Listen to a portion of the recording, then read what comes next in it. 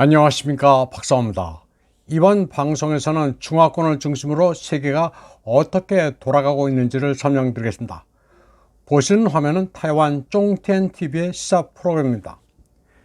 대형 TV 화면에 국제정세의 깨알같은 팩트들을 나열하고 있습니다.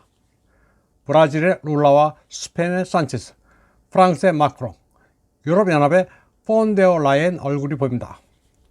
오른쪽으로는 마잉주 전 총통과 차잉원 현 총통이 각기 중국 방문과 미국 방문으로 각축전을 벌이고 있는 상황을 소개합니다. 또 가운데 아래는 바이든과 시진핑의 신경전을 소개합니다. 이렇게 많은 내용들은 모두 상호 유기적으로 연결되어 있습니다. 타이완의 시사 프로그램은 그 퀄리티가 상당히 높습니다. 일목요연하게 국제 정세를 이해할 수 있도록 하고 있어서 저도 항상 봅니다. 이란과 사우디를 중재한 중국의 시진핑은 아주 바쁩니다. 외국의 정상들이 그를 만나기 위해 줄을 섰습니다. 3월 26일부터 31일까지 브라질의 룰라가 240명이나 되는 대규모 기업 사절단을 인솔하고 중국을 방문했습니다. 브라질의 룰라는 시진핑의 우크라이나 평화 로드맵을 칭송하고 있습니다.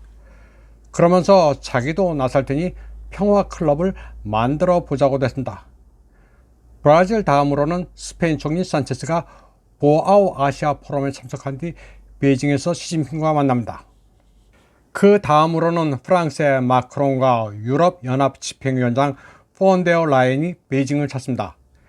미국은 중국과 비즈니스를 하지 말라고 유럽을 다그치지만 유럽 국가들은 순순히 따르지 않습니다.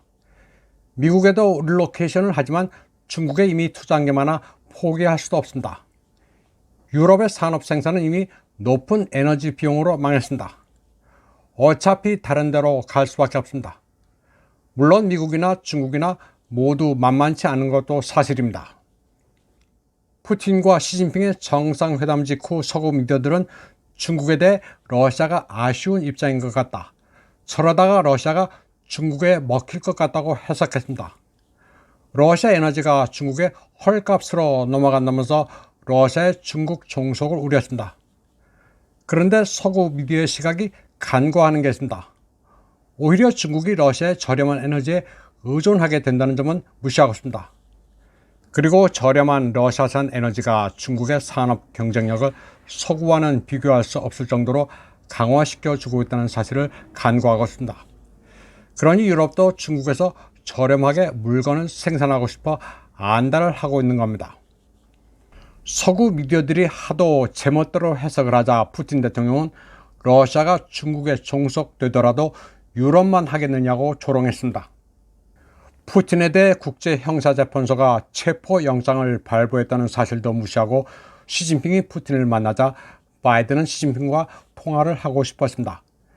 그러나 시진핑은 당장은 바이든과 통화할 생각이 없습니다. 게다가 타이완의 차잉원 총통이 미국을 방문하기 때문에 시진핑으로서는 바이든과 통화할 이유가 더더구나 없습니다. 이에 따라 우크라이나와 관련해 평화 협상이든 뭐든 최소한 4월 초순까지는 대화할 일이 없습니다. 그러니 시진핑이 젤렌스키와 통화할 일은 더더구나 없습니다. 중국은 젤렌스키가 자기 결정권이 없으며 미국의 지시를 받는 것으로 파악하고 있습니다.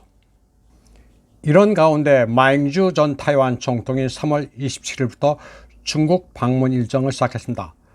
우선 상하이에 도착해 중공중앙 정치국 상무위원인 띵슈에샹의 영접을 받습니다.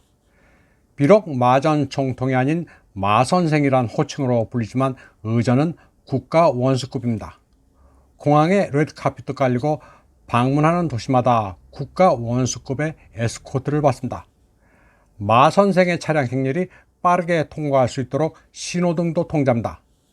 그리고 그에게 줄 선물이 중복되지 않도록 지방도시 당국 간 조율도 했다고 보도됐습니다. 조상제사와 청년인재 교류 명목으로 중국을 방문하는 마잉주는 상하이에서 왕후닝, 난징에서 송타오와도 만납니다. 마잉주의 중국 방문은 차잉원 총통의 방미를 미디어 관심도 면에서 분명히 앞담합니다. 물론 중국 공산당이 통일전선 전술에서 마잉주를 이용하는 면이 분명이지만 타이완인들은 극도의 군사적 긴장이 해소됐다고 안도할 게 불보듯 뻔합니다. 중국도 다음 총통 선거에서 친중인 국민당으로 레짐을 바꾸면 굳이 전쟁을 할 필요가 없다고 판단하고 있습니다.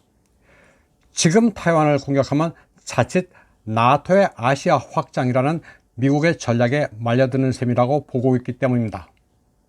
마침 타이완은 얼마 되지도 않는 수교국 가운데 온두라스를 잃어 우방이 13개국으로 줄어들었습니다. 단교 직전 미국이 온두라스를 말렸지만 통하지 않았습니다. 이제 미국의 말발은 더 이상 통하지 않고 있습니다. 이로써 차이원이 총통으로 집권한 이래 9개국이 타이완과 단교하고 중국으로 말을 갈아탔습니다. 야당 국민당은 민진당의 외교부를 두고 단교 분야고 비난하고 있습니다. 그러면서 이럴 때일수록 정부를 믿어서는 안 되고 민간 외교에 힘써야 한다면서 마행주의 중국 방문에 힘을 실어주고 있습니다. 이번 방송은 여기까지 하겠습니다. 시청해주신 여러분 감사합니다.